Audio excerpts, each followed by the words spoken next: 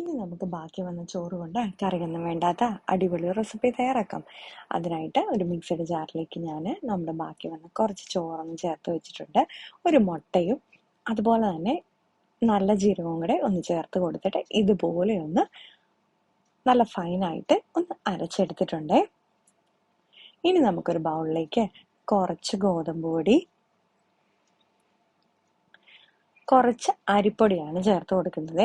അത് നമ്മൾ ചേർക്കുന്നത് ഒരു ലേശം ക്രിസ്പിനെസ് പോലെ കിട്ടാൻ വേണ്ടിയിട്ടാണ് അരിപ്പൊടി ചേർത്ത് കൊടുക്കുന്നത് കേട്ടോ.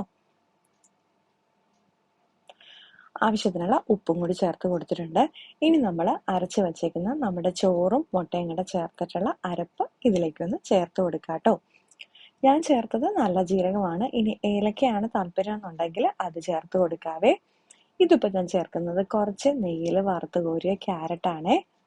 നമുക്കിതിലേക്ക് അണ്ടിപ്പരിപ്പോ മുന്തിരിങ്ങയൊക്കെ ഇതുപോലെ തന്നെ വറുത്ത് കോരി ചേർക്കണമെന്നുണ്ടെങ്കിൽ ചേർത്ത് കൊടുക്കാം കേട്ടോ.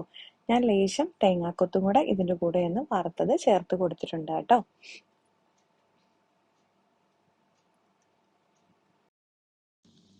ഇനി നമുക്കിത് ആദ്യം എല്ലാം കൂടി ഒന്ന് മിക്സ് ചെയ്തെടുക്കണം. നമ്മുടെ സ്പൂൺ കൊണ്ട് തന്നെ ഇതുപോലെ ഒന്ന് നന്നായിട്ടൊന്ന് എല്ലാം കൂടി ഒന്ന് ഇളക്കി യോജിപ്പിച്ച് എടുക്കാം കേട്ടോ.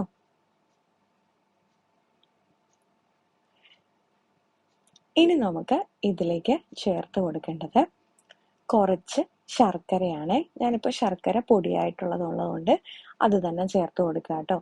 ഇതിപ്പോൾ നമുക്കൊരു മധുരം, അതായത് കറിയൊന്നും ഇല്ലാതെ തയ്യാറാക്കുന്ന രീതിയിലായതുകൊണ്ടാണ് ഞാൻ ശർക്കര ചേർത്ത് കൊടുക്കുന്നത്. പിന്നെ ചേർത്തത് ലേശം ചുക്കുപൊടിയും കൂടെ ചേർത്ത് കൊടുത്തിട്ടുണ്ട്. നമുക്കിനി മധുരം വേണ്ട എന്നുണ്ടെന്നുണ്ടെങ്കിൽ പിന്നെ നമുക്ക് ഈ ശർക്കരയുടെ പോർഷൻ സ്കിപ്പ് ചെയ്തെടുക്കാം കേട്ടോ. ലാസ്റ്റിൽ ചേർത്തത് ലേശം ഏലക്ക പൊടിയും കൂടെയാണേ. ഞാൻ പറഞ്ഞ പോലെ ആദ്യം അരയ്ക്കുന്ന കൂട്ടത്തിൽ അത് ചേർക്കണമെന്നുണ്ടെങ്കിൽ നമുക്ക് ആദ്യം ചേർത്ത് കൊടുക്കാം കേട്ടോ. ഇനി നമുക്കിത് കുറച്ച് വെള്ളം ഇതുപോലെ ഒന്ന് ചേർത്തിട്ട് നല്ലപോലെ ഒന്ന് മിക്സ് ചെയ്ത് എടുക്കാം. നമ്മുടെ ആവശ്യത്തിന് നമ്മൾ മിക്സ് ചെയ്തതനുസരിച്ചിട്ട് വെള്ളം കുറവാണെന്നുണ്ടെങ്കിൽ ഇടയ്ക്കൊന്ന് ലേശം ഒഴിച്ച് ഒന്നുകൂടെ മിക്സ് ചെയ്ത് നമുക്കൊന്ന് കോരി ഒഴിക്കാൻ പറ്റിയ പരുവത്തിന് ഒന്നാക്കിയെടുക്കണം. ഇത് ഒരുപാട് വാട്ടറിയായി പോരുത്, ഈ ഒരു പരുവത്തിൽ ആക്കിയെടുക്കാവുള്ളൂ കേട്ടോ. ഇനി നമുക്ക് നമ്മുടെ പാൻ ഒന്ന് ചൂടാക്കാൻ വേണ്ടി വെക്കാം. നമ്മുടെ ദോശത്തവ വെച്ച് കൊടുത്താൽ മതി.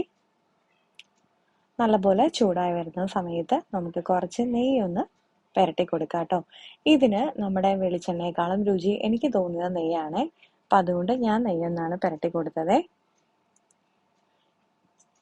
ഇനി നമുക്ക് നമ്മുടെ മാവൊന്ന് കലയിലേക്ക് ഒഴിച്ച് പരത്തി എടുക്കാം കേട്ടോ.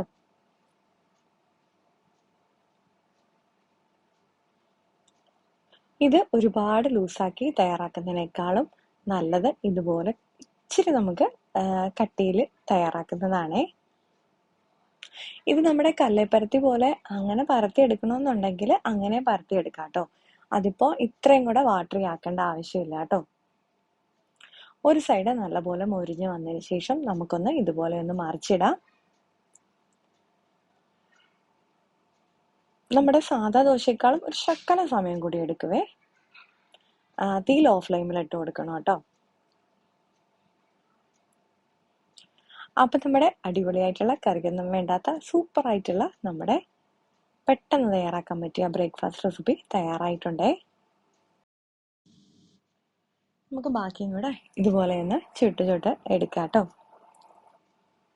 നമുക്കിതാവുമ്പോൾ എളുപ്പം ബാക്കി ചോറൊക്കെ ഉണ്ടെന്നുണ്ടെങ്കിൽ രാവിലെ എളുപ്പം ഒന്ന് തയ്യാറാക്കി എടുക്കാവേ. മധുരം വേണ്ടെന്നുണ്ടെങ്കിൽ ഞാൻ പറഞ്ഞ പോലെ നമുക്ക് ശർക്കരയോ അത് സ്കിപ്പ് ചെയ്തിട്ടാണെങ്കിലും തയ്യാറാക്കി എടുക്കാം കേട്ടോ. അപ്പോൾ എല്ലാവരും ഇതുപോലെ ഒന്ന് ട്രൈ ചെയ്ത് നോക്കൂ. ഇഷ്ടപ്പെട്ടിട്ടുണ്ടെങ്കിൽ ലൈക്ക് ചെയ്യാനും ഷെയർ ചെയ്യാനും കമൻറ്റ് ചെയ്യാനും മറക്കല്ലേ. വീണ്ടും അടുത്ത വീഡിയോ ആയിട്ട് കാണാം.